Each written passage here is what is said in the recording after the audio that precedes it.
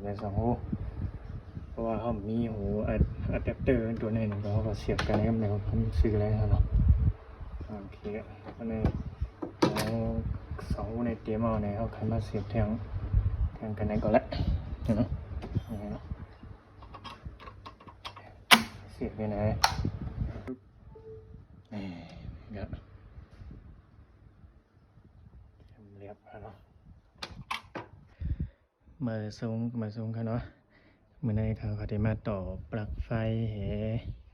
ทำแทงตีสร้างโพงไงครับเนาะเขาสั่งนะนี่นะตีสร้างโพงเอาสายสร้างโพงเสียบกันในก็เหนียวกันเนาะมีกระโหลกปิดปุ๋ยกันเนี่ยเนาะดีแสนให้ไหนกันเนี่ยแสนให้ไหน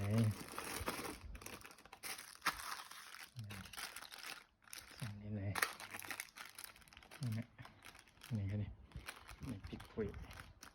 ที่เสาไว้ดีนั่นกันเนาะก็นั้นตึกมี2 หูไปตึกเอวนั่นแหละสั่งมาดังอันนั้นเอามาตัวจะเหมือนกันเนาะเป็นปลั๊กไฟ3 หูกันอันพอมีปลั๊กเสียบ3 ขานั่นก็อะไรกันเนาะนี่เป็นของแน่นกันนะ ANA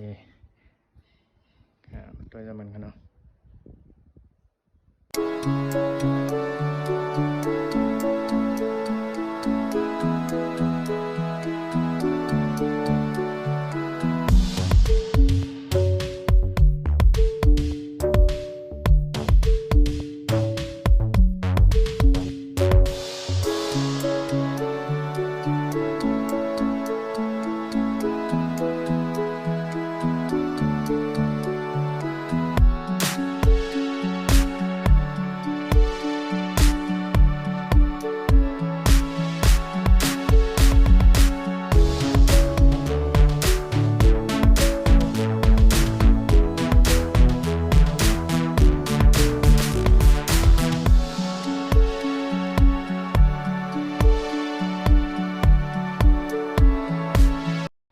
โอเคต่อยาวครับเนี่ยเนาะเนี่ยอันในปลั๊กเก่ามีไว้2 หูมาต่อแทนอันในเนาะอันในได้เสียบสตีสร้างโพงอะไรกับเหนียวกันเนาะเสียบกับเหนียวอะไรกันเนี่ย2 หูเนี่ยคุยสวิตช์นี่แล้วก็เสียบแบบเหนียวเนี่ยนี่เห็นไหมอันนี้ครับ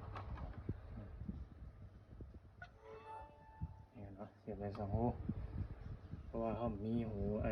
แดปเตอร์ตัวนี้แล้วเขาก็เสียบกันในแนวผมซื้ออะไรเนาะโอเคอันนี้เอา2 หูในเตรียมเอาในเขาคันมาเสียบแทง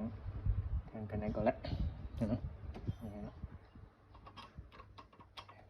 เสียบไปไหน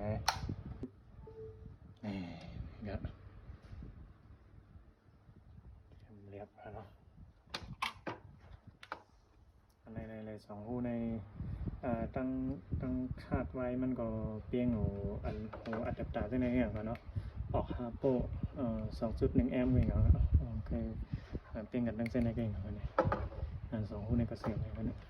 2 หูในเป็น2 หูอันมีไว้กันข้าง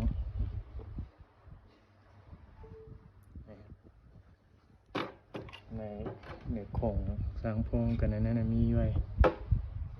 4 หูปลั๊กแล้วก็2 หูแต่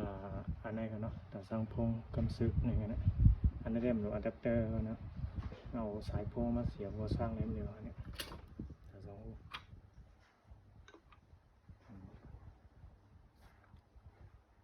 เสียบว้าวสร้างยาวเนี่ยก็ปิกไว้นะกระเด็นที่มีสวิตช์ปิดตุ่มมันเด้งๆอันนี้ก็ปิกอันนี้ก็มานะครับโอเคกันเนาะกันได้ครับส่งครับ